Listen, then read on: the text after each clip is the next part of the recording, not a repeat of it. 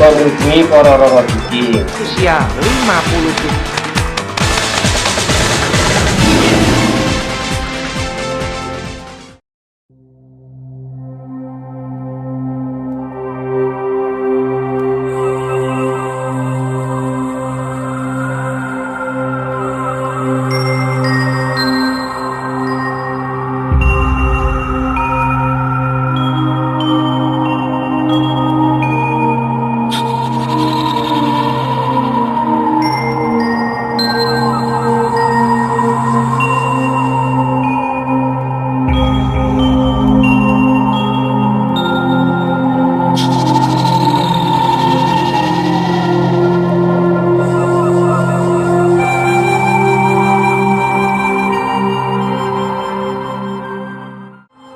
Salam jumpa pemirsa, bagaimana kabar Anda? Senang sekali saya Irma bisa menemui Anda kembali tentunya dalam acara Di Balik Tradisi. Masyarakat Jawa dikenal sebagai masyarakat yang religius. Perilaku keseharian masyarakat Jawa banyak dipengaruhi oleh alam pikiran yang bersifat spiritual. Dalam kehidupan sehari-hari, masyarakat Jawa memiliki relasi istimewa dengan alam dan sangat berpengaruh dalam kehidupan sehari-hari. Alam sangat mempengaruhi pola pikir masyarakat, bahkan dalam mata pencaharian mereka. Salah satunya adalah tradisi pindah rumah. Ritual upacara pindah rumah ini bertujuan untuk memohon izin kepada penghuni rumah sebelumnya yang dipercaya oleh masyarakat Jawa telah ada sebelum penghuni baru akan menempati rumah barunya. Hal tersebut agar terjalin keharmonisan dua alam, yaitu alam nyata dan alam yang tidak kasat mata atau yang bisa disebut dengan alam roh.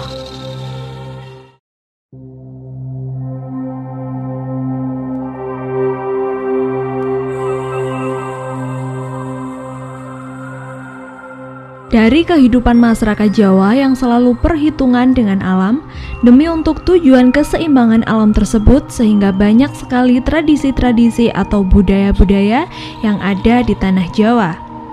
Ritual-ritual yang ada dalam kebudayaan Jawa tersebut merupakan ritual yang menyangkut life cycle, yaitu ritual yang berhubungan dengan perjalanan hidup manusia atau yang selalu menyertai kehidupan manusia.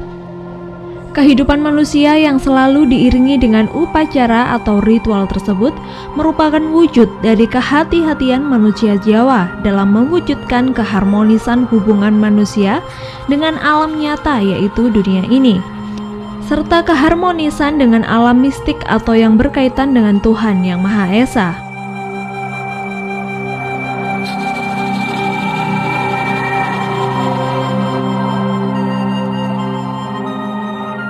Termasuk dalam upacara ritual pindah rumah. Banyak sekali bahan-bahan yang terdapat dari hasil alam yang digunakan sebagai sesajian kepada para penghuni sebelum penghuni baru akan mendiami rumah barunya. Bahan-bahan yang diambil dari alam ini merupakan serangkaian simbol yang dipercaya oleh masyarakat Jawa sebagai perwakilan dari 4 unsur zat yang ada di bumi, yaitu air, api, tanah, dan udara.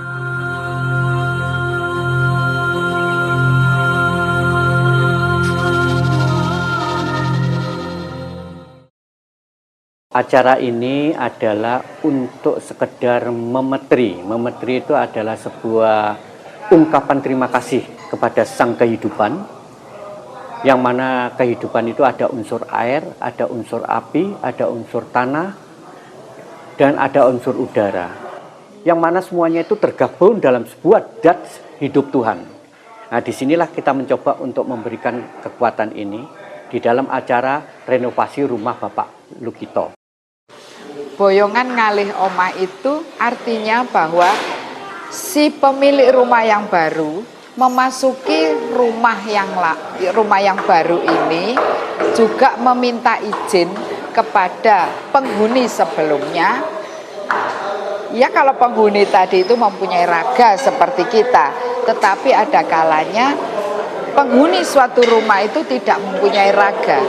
Jadi walhasil si pemilik rumah yang baru beserta keluarganya itu bersama-sama masuk ke dalam rumah ini dengan kulonwun, artinya ya memberi salam, uluk salam kepada suasana atau sesuatu di dalam rumah ini.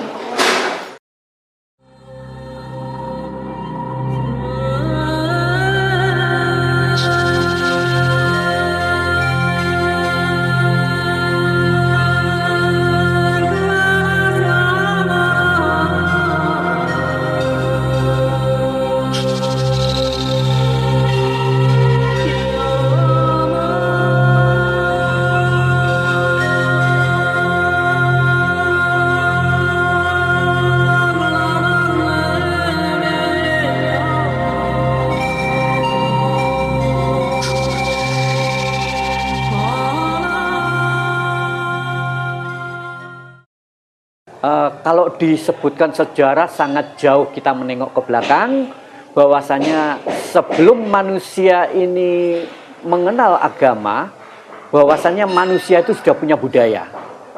Nah, budaya itulah yang dia pakai sebagai ungkapan kata daripada perbuatan beliau, yaitu memberikan ucapan terima kasih bahwa dia diberi kesempatan hidup, diberikan kesehatan, diberikan kelebihan rezeki, terus punya anak dan lain sebagainya, agar dia bisa membimbing. Ini adalah sebuah ungkapan saja. Jadi bukan semacam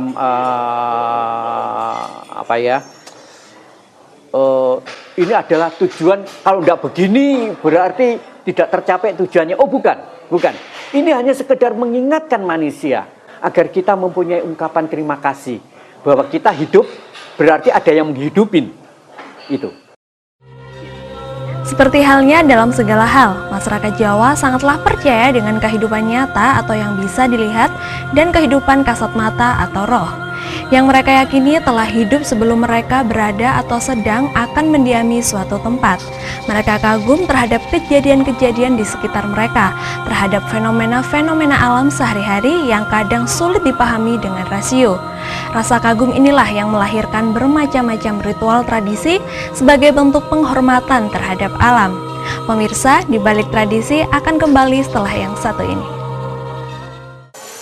Kehendak sang hidup, mengapa ini sampai lupa? Itu mengingatkan manusianya. Berarti Anda harus waspada di porsi yang satu ini.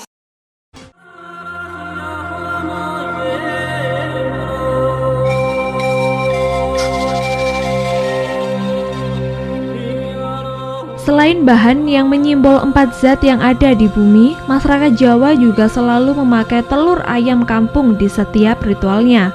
Karena telur merupakan sebuah benih, di sini diharapkan bagi tuan rumah atau yang mempunyai hajat dapat memperoleh naungan dari zat hidup Tuhan, dan diharapkan manusia dapat menerima pahit manisnya hidup. Hal tersebut dikarenakan telur ayam kampung merupakan pelambang dari proses kelahiran di bumi ini. Begitu juga salah satu sumber yang utama adalah air yang merupakan simbolik kekuatan besar. Dari sinilah maka sebagian orang Jawa jika terdapat sumber selalu diberikan sesaji yang merupakan ungkapan terima kasih. Masih banyak makna-makna simbolik lainnya yang terdapat dalam sebuah sesaji.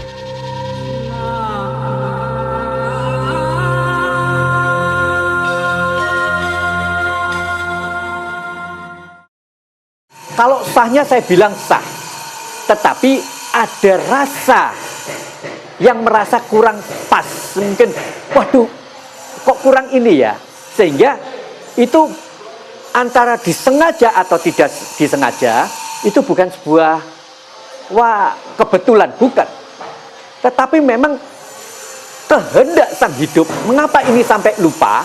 Itu mengingatkan manusianya. Berarti Anda harus waspada di porsi yang satu ini. Jadi tidak ada istilahnya tidak sah, sah-sah saja. Hanya mari kita korek. Kenapa kok ketinggalan? Ketinggalan itu bukan karena kesengajaan, tetapi ada faktor X yang membuat demikian. Nah, itu yang harus kita koreksi. Kita harus waspada di porsi itu.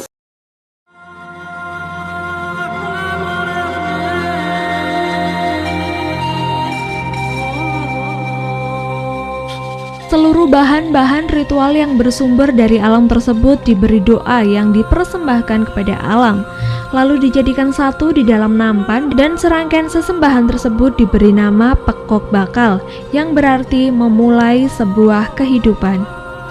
Bagian-bagian ini merupakan salah satu syarat untuk menyelamati seseorang yang melakukan pindah rumah.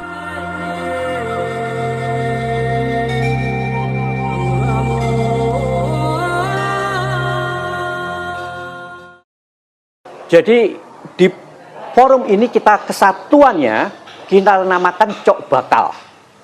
Cok bakal dalam istilah Jawa, di dalam bahasa Indonesianya adalah memulai sebuah kehidupan. Yang kita awali selalu dari benih, sebuah telur. Nah, telur kita ambil telur ayam kampung. Kalau kita pakai telur horen, dia tidak punya benih. Nah, kita ambil telur yang punya benih. Nah, dari benih inilah yang kita harapkan timbulnya sebuah kekuatan yang menaungi yang punya hajat, atau yang punya kehendak untuk memperoleh naungan dari kekuatan zat hidup Tuhan. Nah, di posisi kekuatan semua ini, setelah kita hidup harus mengerti bahwa di dunia ini kita harus banyak mau menerima. Karena di sini hidup ada manis, ada asin, ada hitam, ada putih, ada wangi, ada basin. Inilah semuanya. Oleh sebab itu diibaratkan semuanya ini mari kita terima. Salah satu sumber yang utama adalah pada air. Bahwa manusia tidak bisa akan baik hidupnya tanpa air.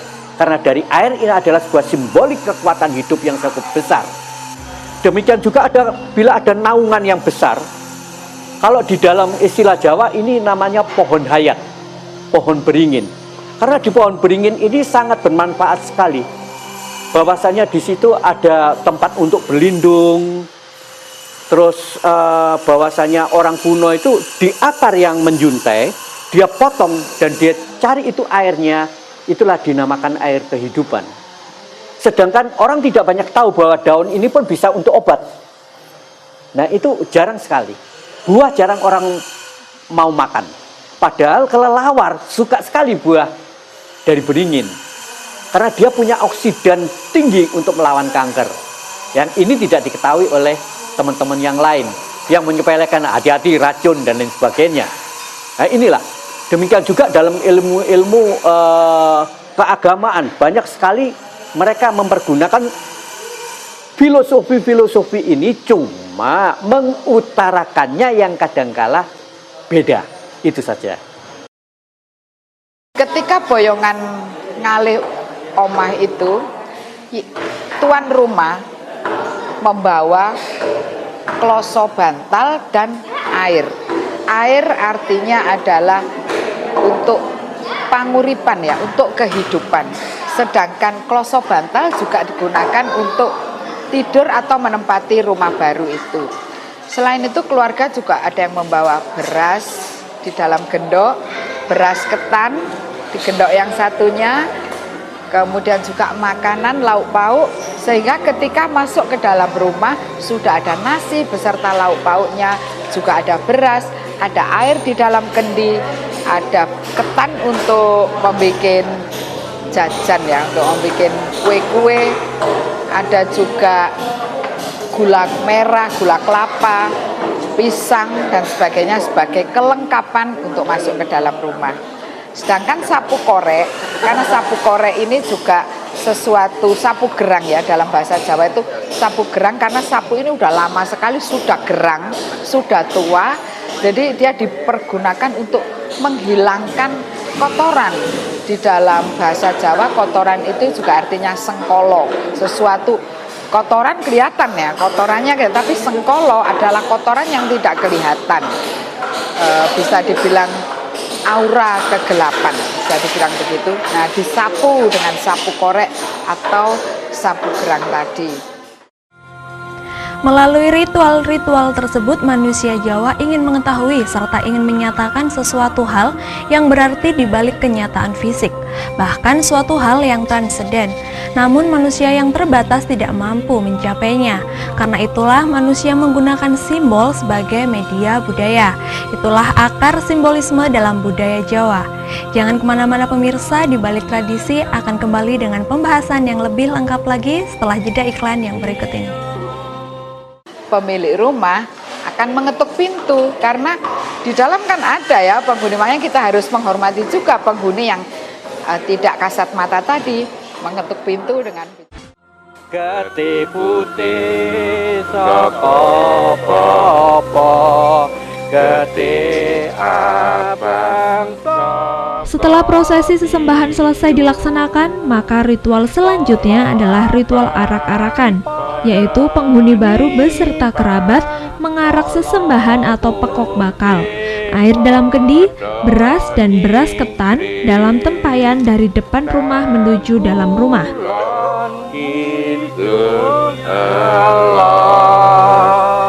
Ngisor dhuwur kabeh Ketika arak-arakan berjalan, maka yang paling depan adalah bini sepuh yang membacakan doa tolak bala.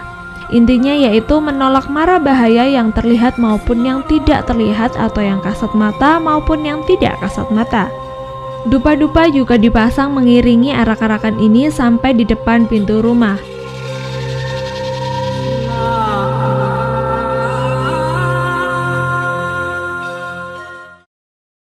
Ketika masuk ke dalam rumah, maka bapak dan ibu pemilik rumah akan mengetuk pintu, karena di dalam kan ada ya penghuni, makanya kita harus menghormati juga penghuni yang tidak kasat mata tadi, mengetuk pintu dengan bicara kula nuwun. Maka semuanya dijawab oleh para pengiring dengan monggo. Kemudian ditanya lagi oleh pemilik rumah, nopo mriki panggonane rejeki? Jawabnya inggih. Nopo mriki panggenane slamet? Inggih. Nopo mriki panggonane bejo? Bejo itu bahagia. Inggih. Nah, kemudian bapak ibu tadi membuka pintu, maka setelah terbuka suasana sudah enak. Kemudian kita makan-makan bersama, kita berdoa dengan doa dari seorang sesepuh.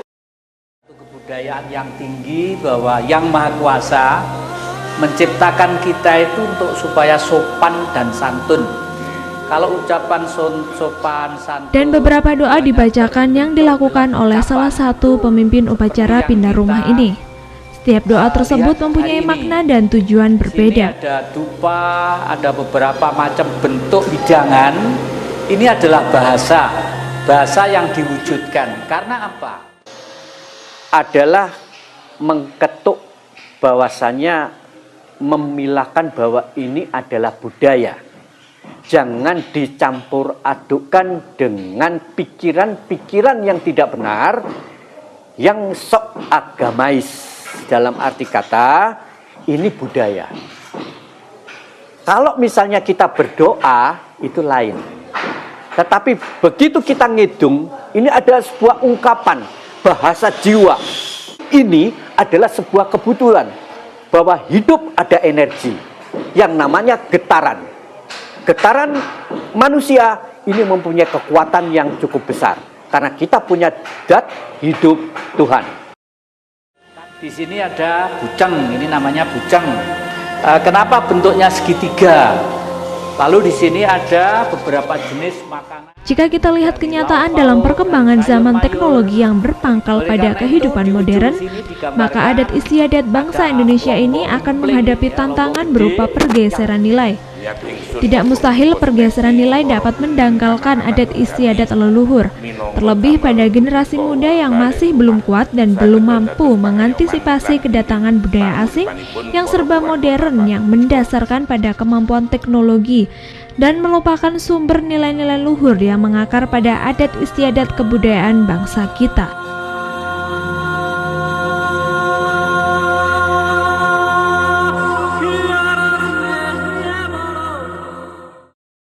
Dengan budaya Jawa ini kita melestarikan, berpikir bahwa budaya Jawa ini sudah hampir tereliminir, layak diuri-uri, layak dilestarikan, layak dimuseumkan semacam itu ya. Jadi diberikan penghargaan yang lebih, karena kita sebagai manusia Jawa harus tetap menggunakan budaya Jawa ini supaya cocok dengan keselarasan alam Jawa ini.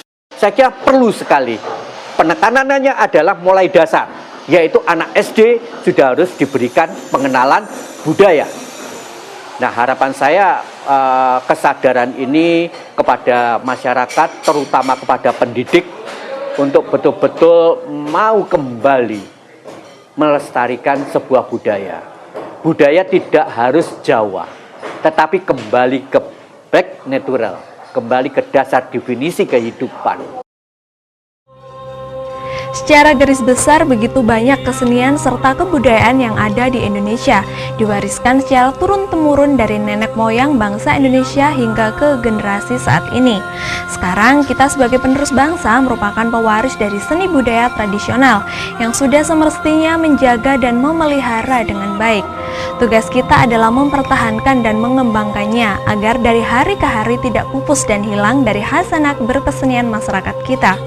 Suatu hal yang harus kita waspadai bahwa Indonesia masih terus dijajah hingga sekarang dengan masuknya budayaan asing yang mencoba menyingkirkan kebudayaan-kebudayaan lokal. Oleh karena itu, kita sebagai generasi penerus bangsa sudah seharusnya bangkit bersama untuk mengembalikan kembali kebudayaan yang sejak dulu kala dan jangan sampai punah ditelan zaman modern ini.